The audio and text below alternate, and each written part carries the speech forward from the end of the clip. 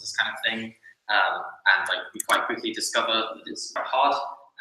And so our views tend to differ quite a lot, and sometimes we have very different views on even quite simple empirical questions. So we need to actually make decisions while incorporating this kind of information. And with the kinds of things we often work on, the error bars are not like, is it 1 ton or 20 tons? It's like more like how many orders of magnitude are we off by, that kind of thing. So it's often really important to incorporate our uncertainty, and I'm going to look at 2 things which come up a bunch in our decision making, starting with the unilateralist's curse. So first of all, I'm going to introduce this concept of the expected value you'd get if you incorporated all of the information you had. So if we were trying to make an estimate of something, then we would come up with our own individual initial guesses. So I might come up with like 1 ton, someone I think came up with the weight of a cow, someone came up with like a ballpark estimate of like 350 kilograms, someone came up with a midpoint of like 3 tons or something like that.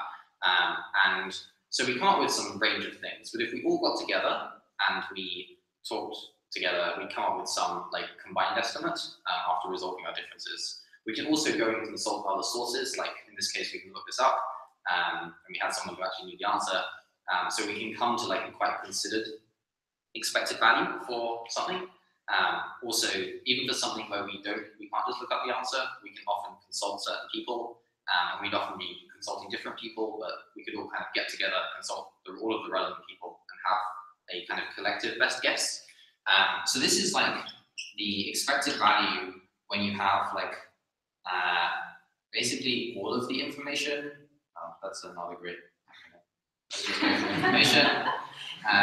Where you just like have all of the information combined that you could get hold of in a reasonable time frame, which is like, let's say, some value here. I'm not going to say whether this is positive or negative for the moment, but what's interesting is that assuming we're unbiased estimators, then we'll probably have some distribution of the estimates we've come up with, which lives around this entire kind of thing. So we'll have some outliers and whatnot, but we'll have some kind of distribution of like naive expected values, like the first thing that comes into our mind, or the thing that we can come up with on our own, or whatever. And this is before we get together and like figure things out in more detail.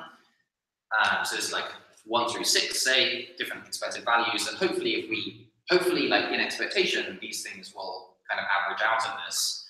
But we have the problem that we have this range around where we would be if we like put a lot more thought into it. Does that make sense so far? Cool. Okay. Feel free to like interrupt with any questions, because often the later bits are like require the earlier parts. So we have this like concept of where we might be if we put a lot of thought into this and like combined our thinking and consulted outside experts and whatever is feasible. And then we have like the things of best guesses early on, which are distributed around this. So it's like a distribution of things around this center. And then you have this problem where some particular decisions only require one person to decide to do them for the thing to happen.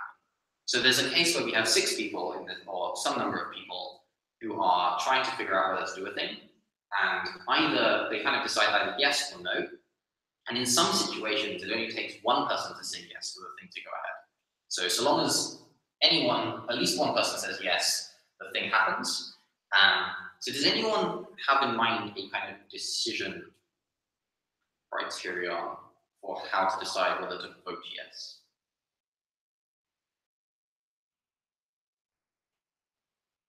Or whether to go ahead with the thing? Without knowing what the other EVs are. Specifically without knowing who you are in this range. Yeah.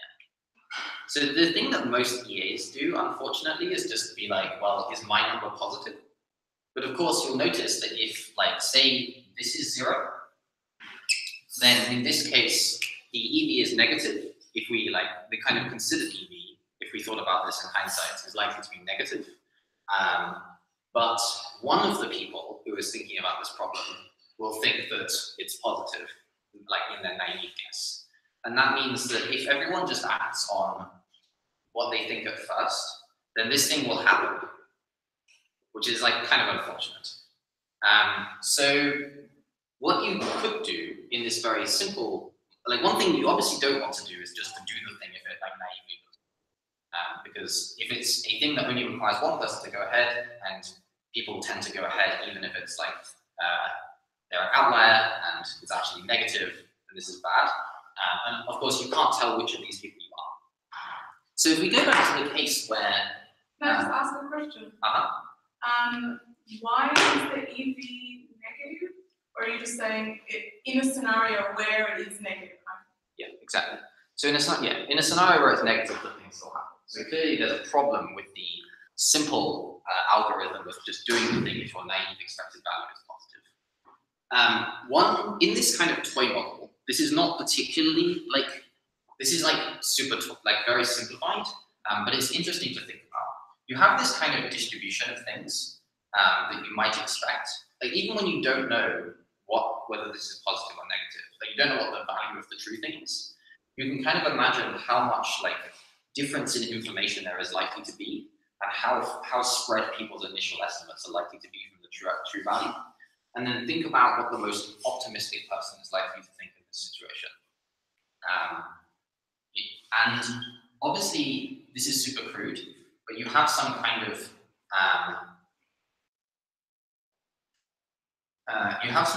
wrongness for how wrong the most optimistic person is likely to be. And in this very, very crude like way of thinking about things, you could essentially choose to do the thing when you don't know who you are. If your expected value, when you're being very naive, like your naive expected value minus how wrong you expect the most optimistic person to be is greater than 0. And this is like not actually exactly how you make the decision, because you have a distribution over how wrong people are, and you also have like an effective distribution on like whether like exactly where this EV is likely to be. But you get this kind of effect, like gesturing in the direction of the kind of thing you want to do, where you kind of try to imagine what the most wrong person is likely to look like, and then make the decision if you think that person should like go ahead, if that's you. So you're trying to like subtract off how wrong someone is likely to be from where you are, and that kind of creates like a higher bar. It kind of like shifts the bar for doing a thing if you can't consult other people by like how wrong people are likely to be. Sorry, how did you calculate the W? Oh, this is extremely hard. Okay. So basically, it's like trying to think. Yeah, it's like super. This is not like a literal decision process, but like this is gesturing in the direction of the kind of thing you do. You sort of raise the bar by an amount which causes like this action to happen, like the right, like when it should happen most of the time. This is actually a random variable itself, which is annoying. But in a world where you actually knew, like if it was like a fixed number, and you knew like the error bars, and it was some kind of fixed distribution, and the person who was most wrong was always that much wrong, then you would like just shift your bar by that much. And how wrong you expect people to be is going to be like dependent on the spread of information that people are likely to have, and the spread of biases and things that are likely to affect what each person's thinking is. So it's like extremely, like it's really hard to get a sense for what this is, but like having some sense gets you at least some, like gets you some way of like adjusting for this general problem. I know some challenge. Could you give a concrete example of what that might look like? Yep. So Greg Lewis recently wrote about the unilateralist curse with regards creating, like basically bringing back horsebox, which was a thing that someone did recently. So a lot of scientists would have considered maybe they should like resurrect horsebox. And some people thought this is a terrible idea, because it's like, could kind of lead to other advances, which would then allow us to recreate smallpox, which would like maybe be the end of the world. And like some people think that's bad. And then if and like there are other dangers, like Horsepox itself isn't great, and things like that, so it could be like extremely dangerous. But there's also upsides. So some people will think actually the upsides outweigh this, and the fact that we are making a medical advance here, and this could actually help us create a new vaccine in particular, is really good, and so this is positive. But it means that the most optimistic person makes the decision. Like the most optimistic person is like, if they're just doing the naive thing, then they're going to bring back smallpox, basically, or bring back horsepox in this case, because, and indeed, like maybe someday someone will bring back smallpox because it seemed like a good idea to them. And so this means that even if large numbers of people say this kind of thing, even if large numbers of people think that the harms outweigh the benefits, if just one person thinks that this thing is good, then you have a big problem. And so in this case, you might think, for example, and by the way, it's not actually clear this was a net negative thing to do. It's not obvious that bringing back horsepox was harmful for the world. It could have been a good thing. But when you're trying to decide whether to bring back horsepox, you need to think of, like, if I imagine like a really optimistic scientist who feels pretty keen about this, like how wrong are they likely to be? So how much are they likely to overestimate the benefits and underestimate the downsides? And then try to adjust your estimate by that bar, with that, like how wrong you think a very optimistic scientist out of the 100 people in the world who could do this work is likely to be. And that's like pretty hard, but it still gives you some sense of like how skeptical you should be of your own thinking. Yeah. So just to carry on this sort of example, could you provide like a random number? Let's say you found what this number is, and then kind of carry out. So sorry. This is like very much that this thing is very much not intended to be like the explicit calculation, because what you're actually like what you actually care about is like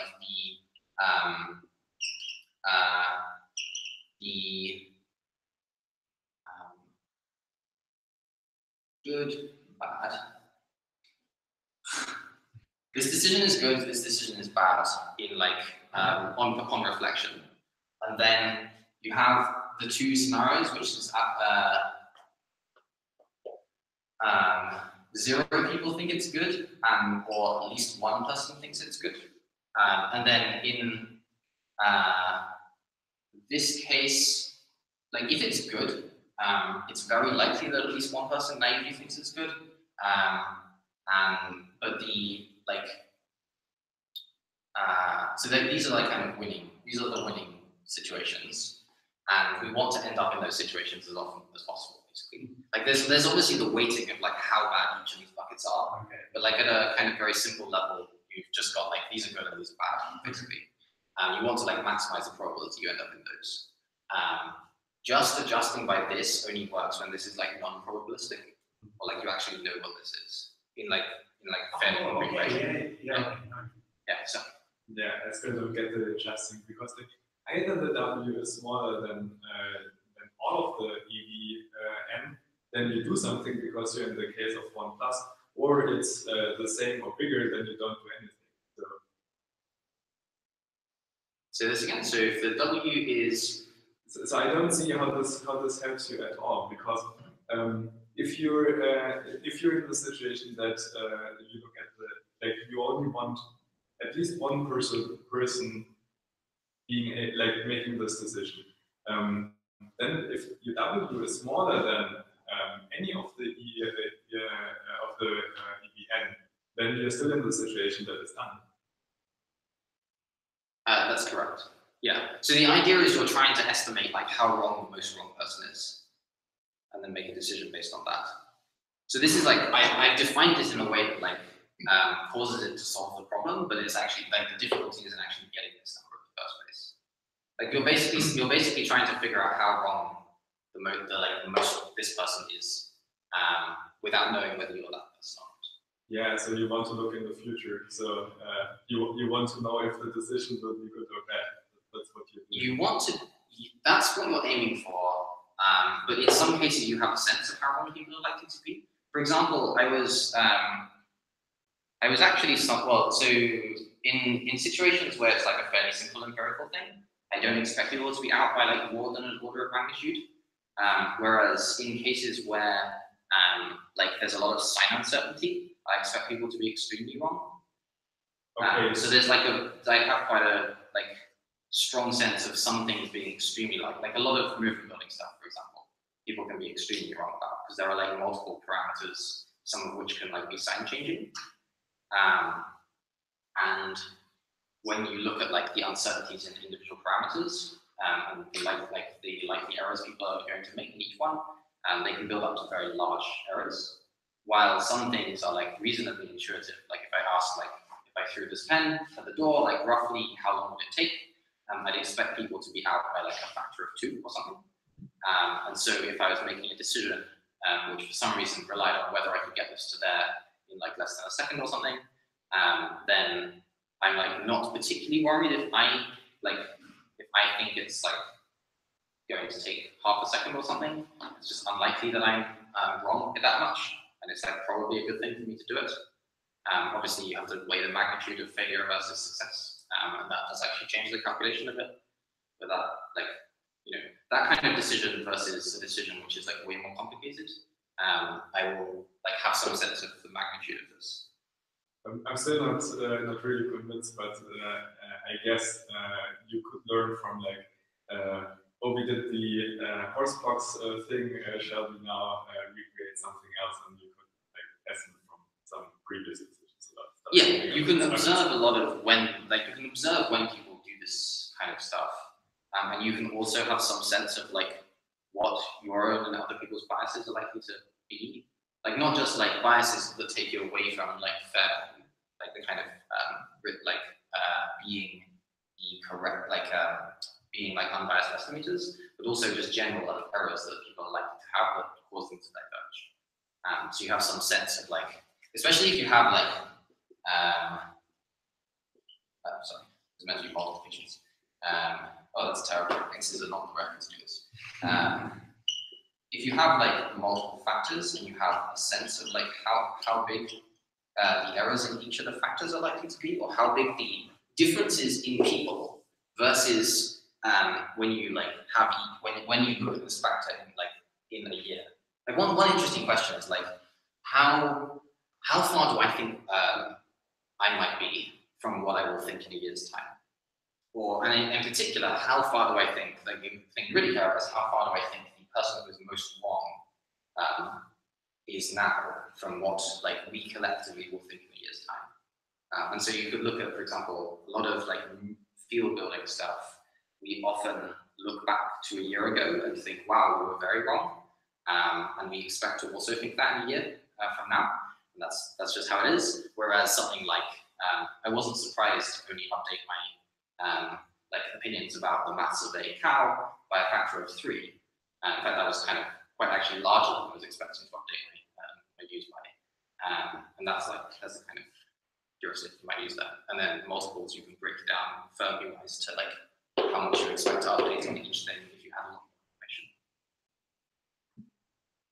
Understanding this is like a way to de-bias yourself.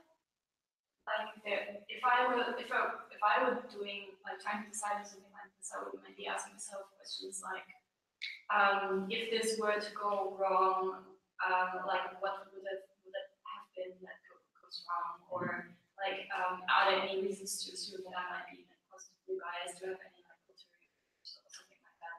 Yeah. What the additional like sort of advantage give? Does this give, because like if I ask myself that question, I find it much harder to get an intuitive answer than if I ask myself. So the kind of questions you're asking there, maybe someone will correct me on this. I think they're like useful for getting yourself to a reasonable like naive estimate. But then you have additional information on top of that. You have the information that there are other people involved, and you're deciding potentially without being able to consult them. So there will be people with other information out there who you won't have come across and you won't, like maybe you don't have time to consult. And the annoying thing is that when you do like you can see it maybe this way as well, when you do the thing and So when you do the thing and no one else does the thing because they all think it's bad, it's like very like counterfactually relevant. Whereas if you do the thing and lots of other people do the thing, well, like if it's good and you do the thing, it's quite likely lots of people are doing the thing. So you end up with this other information that your decision is like much more causal in the bad cases. All of this kind of thing is like extra information that if you were acting and you were the only person in the world would not be relevant. But when you incorporate the knowledge that there are many other people who could take this decision, you then have like it's like additional information that most people don't take into account. Okay, but I thought the scenario is assuming that I don't have any other information about other people's estimates. You don't know what their estimates are, but you may know how many people there roughly will be. For example, how many people there are in the field of biotechnology, and like how spread the opinions might be about any particular technology or something like that. I'm sorry, yeah, I definitely didn't make that clear. One thing you do need is at least some guess of how many other unilateralists there might be, and indeed like there's like the kind of spread of beliefs that you expect. I didn't mention the form of at all. So, what sorts of situations, or like what would this work better with relatively small groups? Let's say if you know that there's like this is a decision where you're kind of pitted against the opinions of 20 other people versus like 10,000 or something. Does it work better for huge numbers of people where you have fewer outliers, like, or does it work better if you have actually some pretty gross outliers? Like if you have a few people and you have one pretty large outlier, and you can reasonably guess that outlier, will that give you more information, or? So I don't think the information is strongly correlated with the number of people or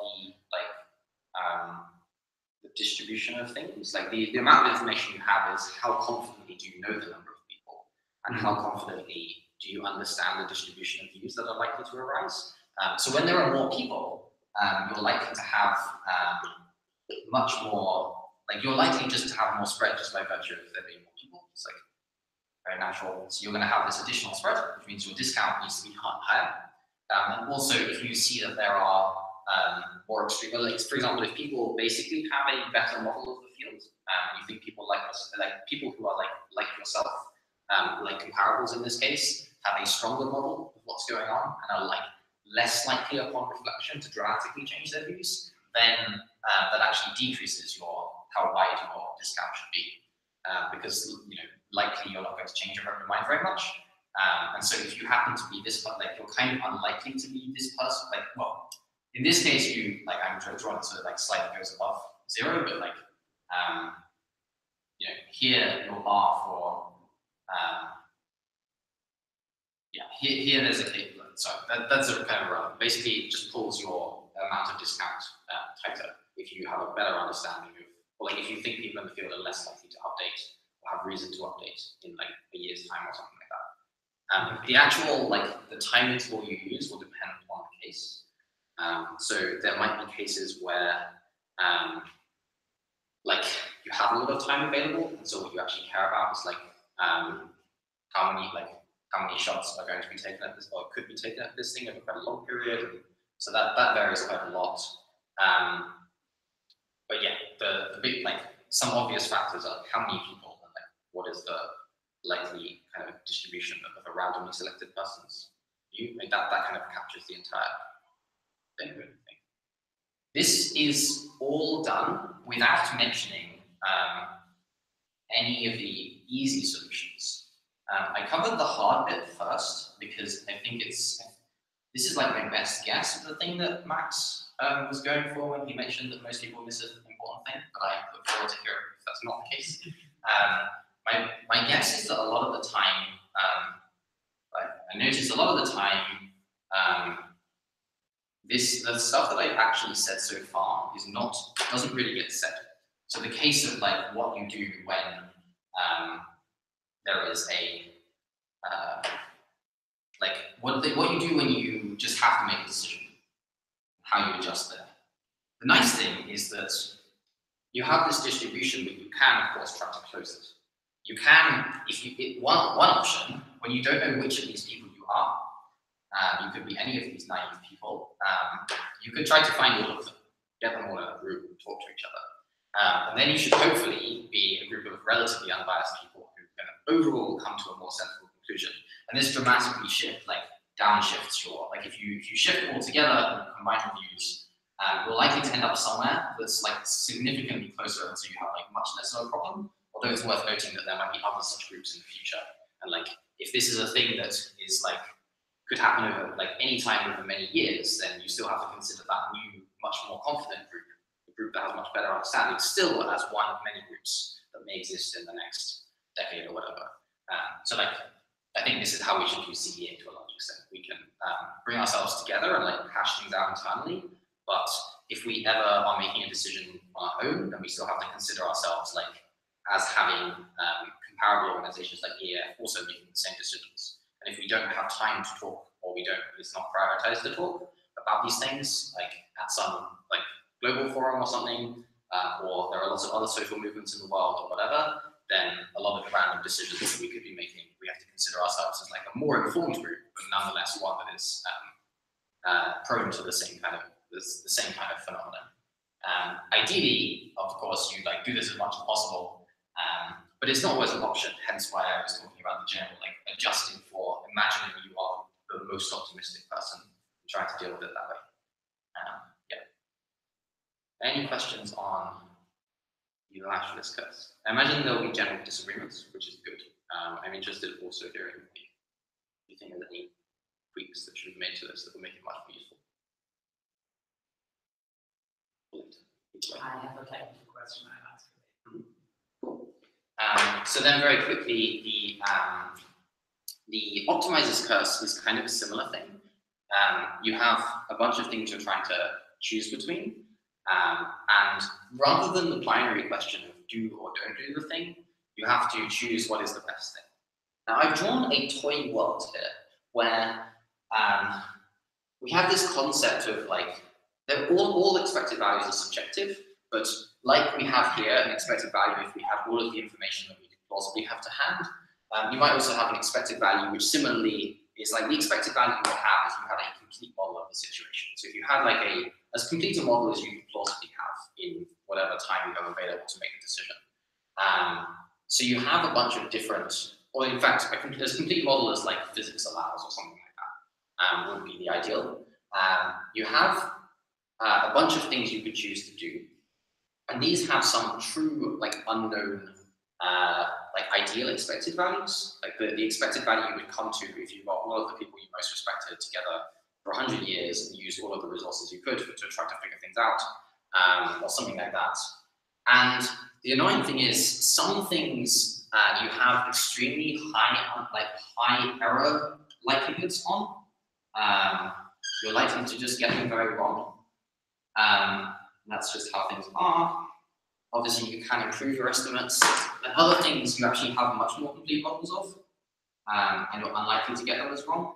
Now, the main warning about this diagram, like the most wrong person is not a fixed amount of wrongness, it's quite variable, so you have things not just like you know how wrong they're likely to be. Likewise, when I'm drawing error bars, you don't actually know, like these error bars are not like fixed length. You know, you can, it's just like some distribution over how wrong you are, and it could be like plus or minus infinity, potentially, like you get meaningful probability mass. So these error bars are like, in this toy model, you could imagine that you can't be more wrong than a certain amount, but the thing basically extends to the world where you can be like arbitrarily wrong, but it's just, you're likely to be much more wrong about the red evaluations than the blue. So each of these are interventions, things you could do. And the blue ones have these kind of true, highly considered, like complete model expected values. But when you first look at them, you're going to come up with an expected value that is somewhere in these ranges. And as with other people, but here you're making a decision on your own. I'm going to now some other things like this. And you could come up with expected values that are anywhere in these ranges. And the key thing to clarify here is that the x is like the true or the ideal or highly considered expected value, and the dash is where your naive expected value is. This is where you look at the information you have and you come up with that number. So it's important that this is the thing you observe. You do not observe the x at all. What's interesting about this is that the standard thing that EAs do is to pick the thing that has the highest observed expected value. This is not the correct decision process. In particular, because the errors, the kind of model uncertainty or the unknown unknowns associated with these red things are so large compared to their EV, you're actually about as likely to pick this one as this one. Which is obviously quite bad because one is positive and one is negative of a similar amount. So in this kind of toy world, this ends up pretty bad.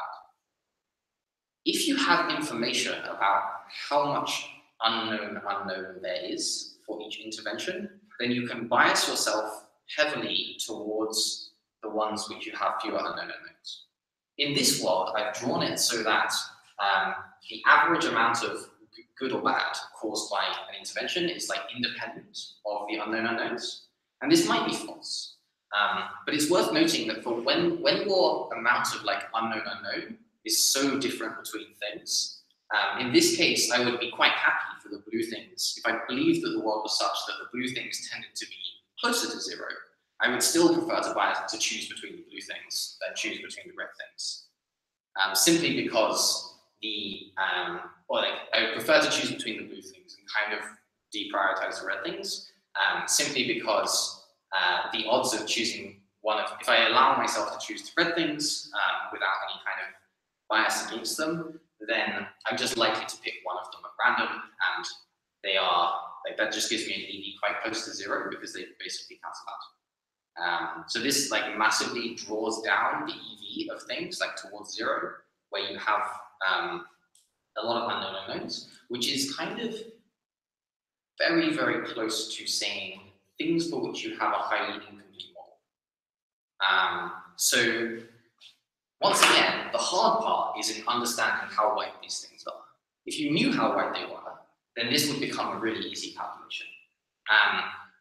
But good news is you can have some sense, precisely because things where you have a good reason to believe that you understand the vast majority of the crucial considerations involved, especially the sign-changing things, then you're much more likely to not be extremely wrong. Like the things where you're likely to be extremely wrong are the ones where you've missed a consideration which like flips the sign or something. And that can be very bad. And so you should like be quite biased against things that you could just have missed a sign-changing thing. So this I found very useful when I was thinking about things as a funder.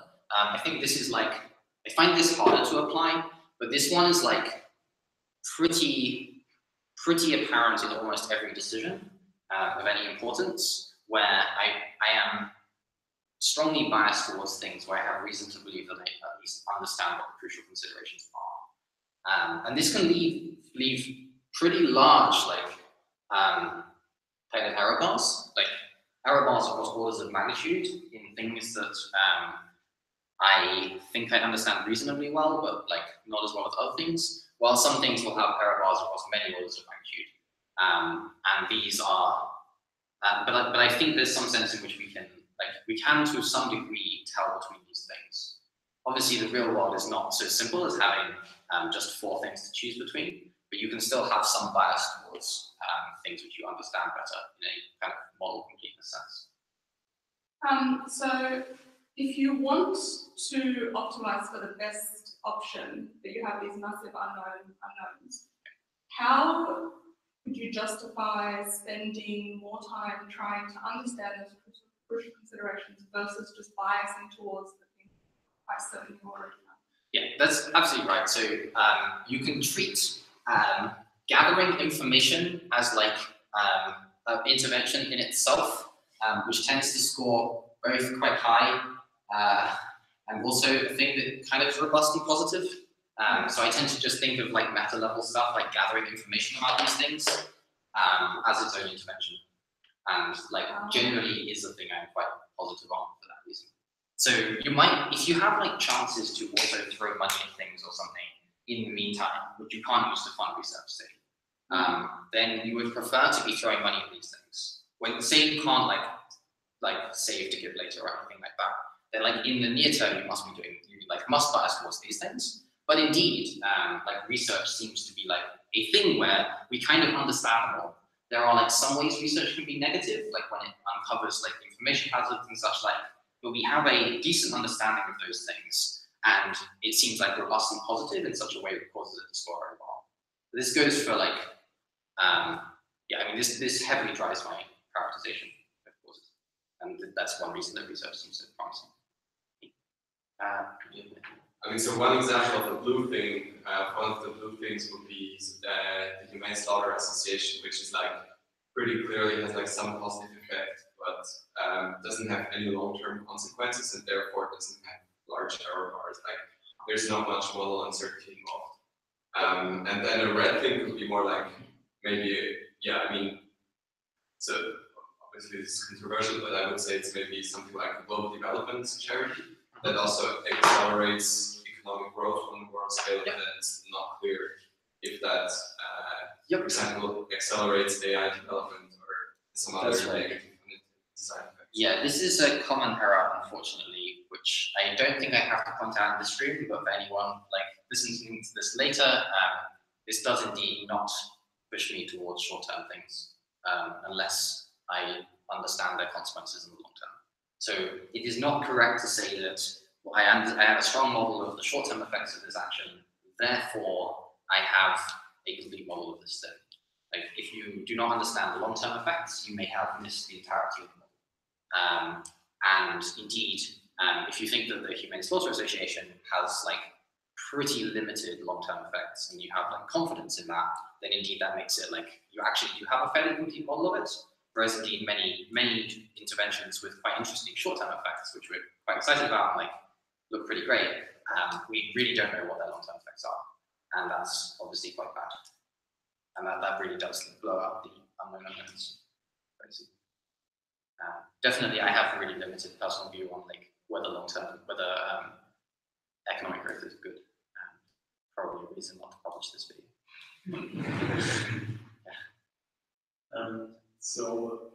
I guess implementing red things also gives you information about the red thing and not just research, or probably like unique insights. So in that sense, I think some people have said that like in the early days it probably makes sense to like fund things where you have a lot of uncertainty as opposed to things where you have. So I think of that as sort of like scaling down the red thing quite considerably. So like that. So like implementing a red thing in extremely small size, for example, is actually like kind of sort of equals like this, right? But you wouldn't want to implement it in this size necessarily. Yeah, I guess it also depends quite a bit on the situation, right? If I am the person implementing it, then I can learn a lot about what I am a donor who throws some money at some charity I never expect to interact with again. Yeah. Insofar as this is being implemented as a research project, and your belief about its impact on the long-term future is we will learn things, and this will be important, and that kind of is the dominant effect on the long-term future. Then indeed that becomes like that the model for that is like mostly that of a research project. Whereas like starting an organization, which is then out of your hands as a donor, which then may go on to like scale this thing up massively, indeed you may have a lot less understanding. This is like, this entire thing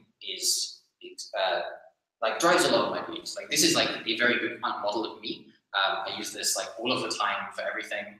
And in particular, this is like maybe the thing that makes me most keen to higher value align people, because like from a donor perspective, like you have a lot more confidence in what someone is going to do if you understand their motivation, if they're like actually aligned with what you want to happen in the long run. But also choosing between these is not a thing that tends to get rewarded very much. Partly it's quite hard to pick up. Partly people tend to get rewarded for the things that are actually quite high impact. So like maybe in the real world, you want to bias towards like high effect size stuff. Maybe this is actually up here or something. Often people will go for the super high effect size things. That also means that sometimes they pick things that are actually down here.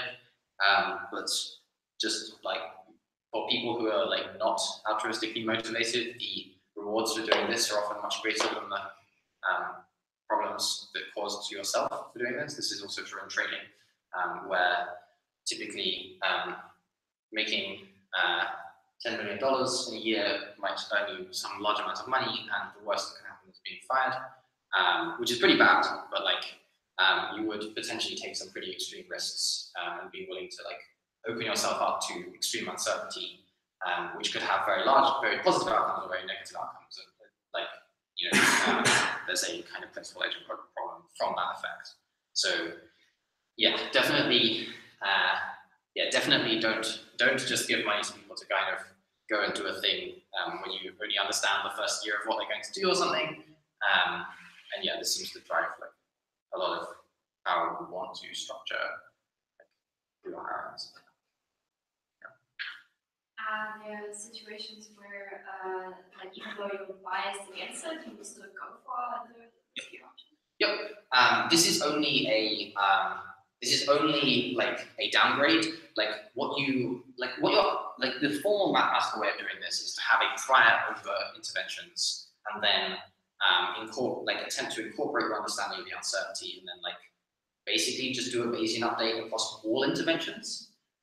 And this is like using the information from all of the interventions to update your beliefs about all of them, which is like quite different from just like updating on the evidence each one independently. But what I do in practice is more just divide by some order of magnitude for different kinds of things. This is just like computationally far easier, having some sense of like, should I be downgrading this guess of an incredible looking thing by 2 orders of magnitude or 6? Is the kind, or like 20 is the kind of thing I'll be doing. And sometimes that leaves some things that are like, I do understand less well, still looking better after biasing against this. So it might be the case that we live in a world where there are some interventions that are actually pretty great, which are high uncertainty, and sometimes like something that has huge error bars. Sorry, it doesn't go negative, it's not huge. So I might see something that looks really great, like say I observe at this point, and compared to something that is like extremely well understood, and like worst case seems to be 0, I might still choose the thing that seems like plausibly much better. If you added an order of magnitude or 2 here, then you may be looking at the trade-off between funding the Humane Slaughter Association and working on FRI, for example. Like you might still come out to, well, while we have much less of an understanding, actually FRI is probably not that. Yeah, okay, there's actually a lot. It's a better example. FRI being research focused actually helps a lot with this. I guess like maybe some kinds of value spreading, maybe like not clearly, like could be good, but like there's lots of backfire effects and stuff like that, which I have no clue how it works, and it's really complicated. A certain type of EA movement building project that builds the EA movement in a particular way. Yep. So it's notable. Be very good, but it must be bad overall. Yep. So it's notable. You build the movement in the wrong way. Yeah, exactly.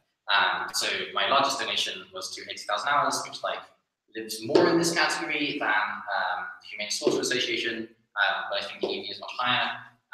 Even accounting for the fact that like it's plausible, for example, that we actually live in a world where I've just got it wrong, and actually I've